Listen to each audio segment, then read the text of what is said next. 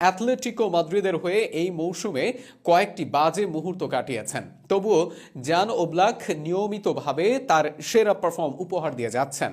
এদিকে এই লিস্টে নয়া আছেন মিশেল ডি গ্রেগোরিও, ইতালিয়ান গোলরক্ষকদের মধ্যে অন্যতম সেরাদের একজন মিশেল। তাছাড়া ম্যানুয়েল নিউয়ার, জার্মান এই তারকা গোলকিপার জায়গা পেয়েছেন এই লিস্টের 8 নম্বরে। অবশ্য তার ক্যারিয়ারের বেশিরভাগ সময় তিনি যে পারফরমেন্স উপহার দিয়েছেন ভক্তদের, তাতে এই তালিকায় জায়গা পেয়েছেন পাওয়াটা স্বাভাবিক।